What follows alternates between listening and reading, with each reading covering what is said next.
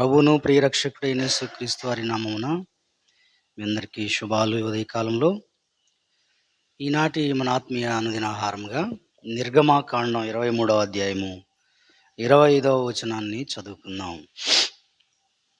నిర్గమాకాండము 23వ అధ్యాయము 25వ వచనాన్ని ధ్యానించుకుందాం.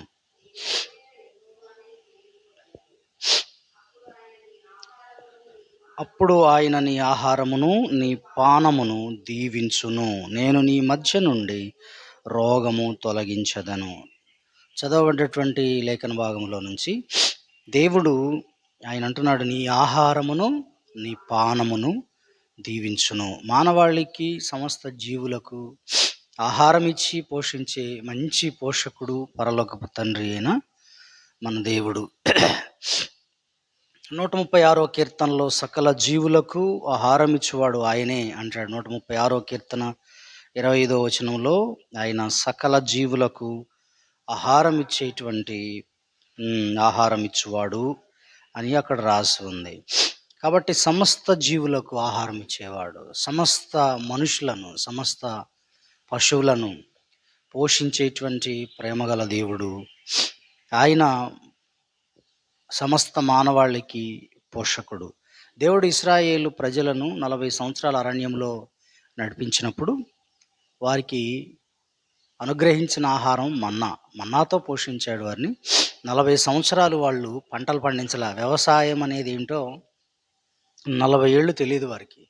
వారి ప్రయాణం అరణ్య ప్రయాణం. ఈ అరణ్య ప్రయాణంలో వారికి వ్యవసాయం అంటే ఏమిటో తెలియదు. వ్యవసాయం అనేది ఏమిటో వారు ఐగుప్తులో మాత్రమే చూశారు. మరి అక్కడ మాత్రమే వారు రకరకాల ఫుడ్ తిన్నారు వాళ్ళు. కానీ అరణ్యంలోనికి వచ్చిన తర్వాత వారికి ఒకటే ఫుడ్ దొరికింది, అదే మన్నా. ఆ మన్నా చేతనే వారు పోషించబడ్డారు. అది దేవదూతలు తినేటువంటి ఆహారం అని మరొక చోట చదువుతాం. కనాను దేశంలో వీరు పంట తినే వరకు ఈ 40 ఏండ్లు మన్నానే దేవుడు కురిపించి పోషించాడు.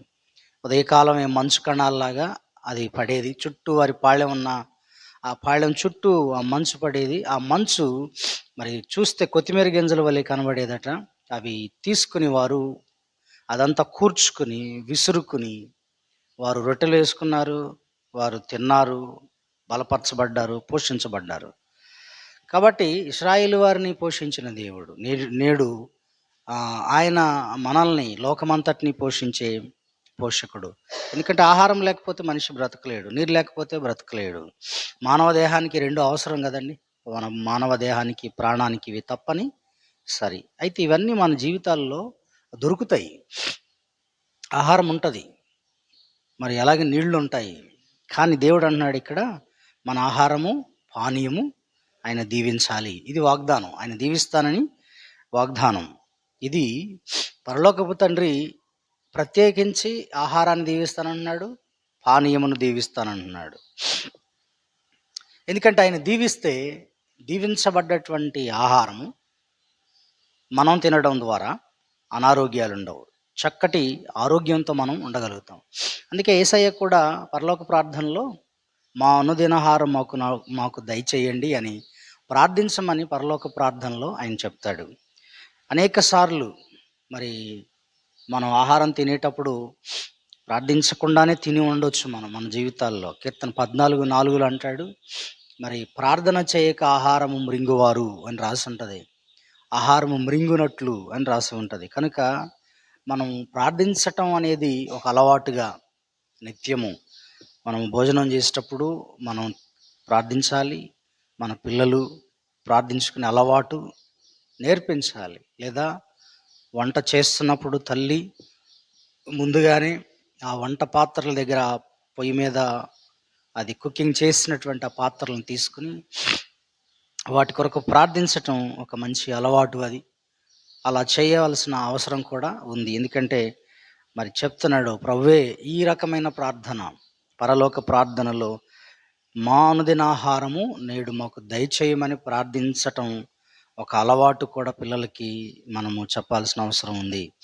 ఇది జ్ఞాపకం చేసుకోవాల్సిన అవసరం ఉంది. అంతేకాకుండా మనం తినే ఆహారాన్ని పరలోకపు తండ్రి, పోషకుడైనటువంటి మన పరలోకపు తండ్రి మనకి సమృద్ధిగా ఆహారాన్ని ఇచ్చినప్పుడు, మనల్ని సమృద్ధిగా ఆయన పోషిస్తున్నప్పుడు, కొరత లేకుండా ఆయన మనల్ని పోషిస్తున్నప్పుడు, మనమట సామెతలు 22:9 అంటాడు, తన ఆహారంలో కొంత దరిద్రునికిచ్చువాడు అంటాడు. కొంత దరిద్రునికి మనం ఇవ్వాలట. లేని వారికి కూడా కొంత ఆహారాన్ని పెట్టగలిగేటువంటి వారంగా మనం ఉన్నామా? మనమే, మన కుటుంబమే, మన కడుపే మనదే, మన కడుపే మనకు దేవుడై ఉండకూడదు. మన కడుపే మనకు దేవుడై ఉండకూడదు. దరిద్రులను కూడా మనం జ్ఞాపకం చేసుకోవాలట. కాబట్టి మరి దేవుడు నీ ఆహారమును నీ పానీయమును దీవిస్తాను అన్న వాగ్దానం మన జీవితాల్లో నెరవేరాలి అంటే మనము నిత్యము ఆహారం కొరకు ప్రార్థించాలి.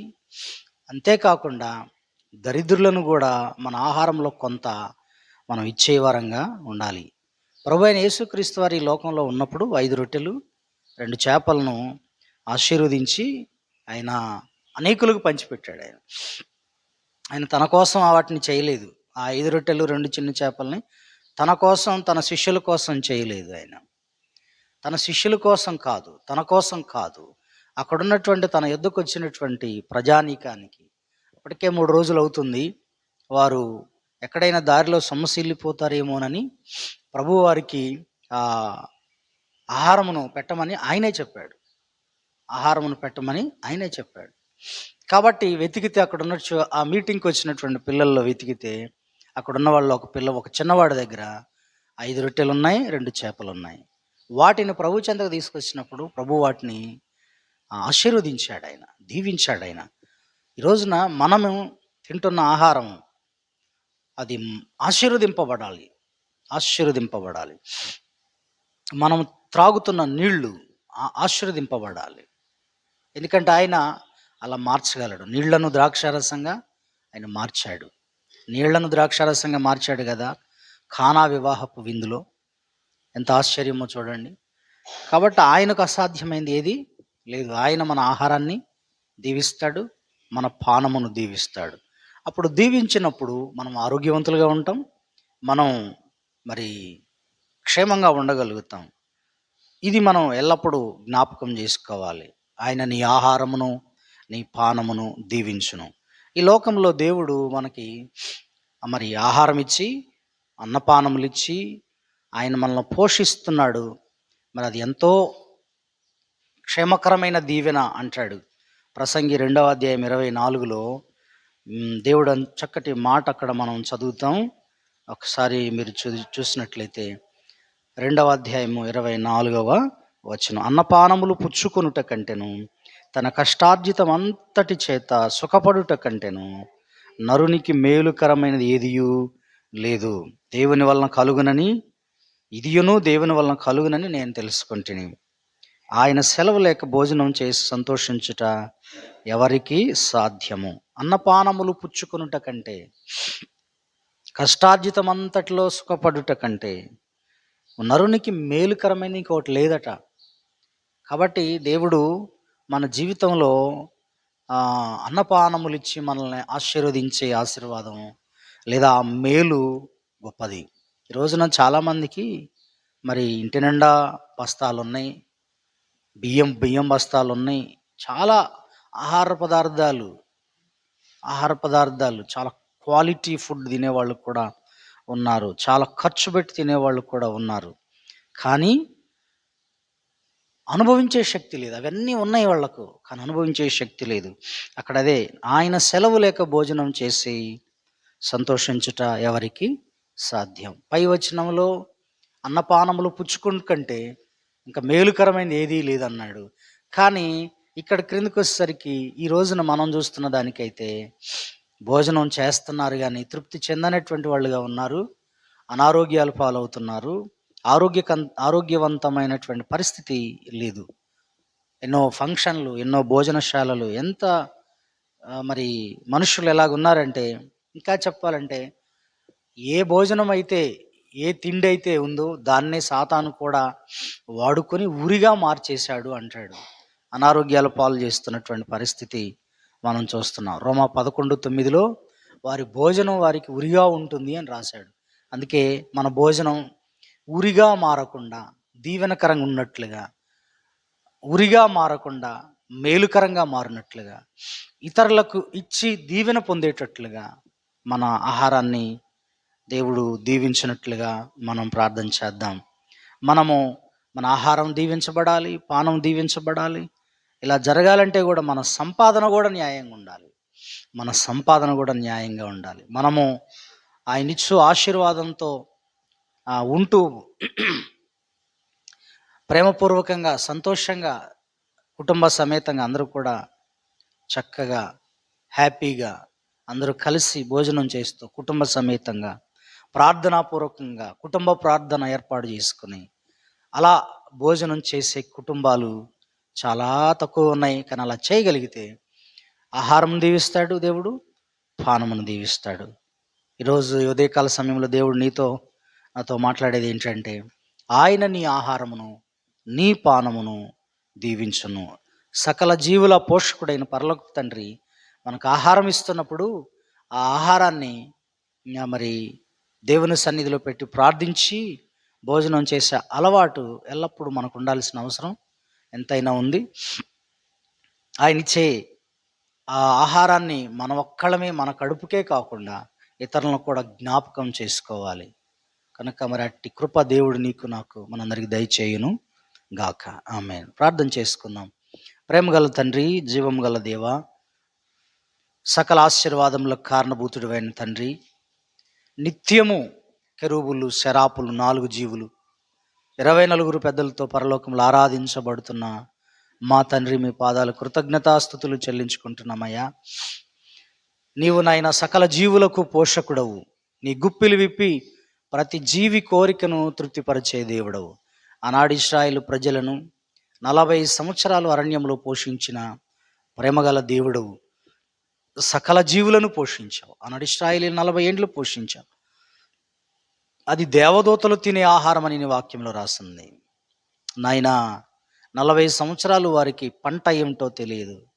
ఎంతో అద్భుతం వారి పట్ల చేశారు. ఈ రోజున మా జీవితంలో మా ఆత్మలు కూడా బలపరచబడేటటువంటి విధంగా ఆత్మ సంబంధమైన ఆహారం ఇస్తున్నారు. మాకు శారీరక సంబంధమైన ఆహారాన్ని మాకు ఇచ్చి మమ్మల్ని బలపరుస్తున్నారు. అందును బట్టి కృతజ్ఞతాస్తుతులయ్యా. అయితే నీ ఆహారమును పానమును దీవిస్తానన్నటువంటి వాగ్దానం ప్రకారంగా పరలోక తండ్రి మా ఆహారమును దీవించండి.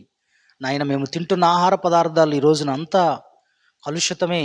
ఈనాటి మేము తింటున్న ఆహార పదార్థాలన్నీ కెమికల్స్తో ఉన్నటువంటి ఆహారాన్ని మేము భుజిస్తూ ఉన్నామయ్యా.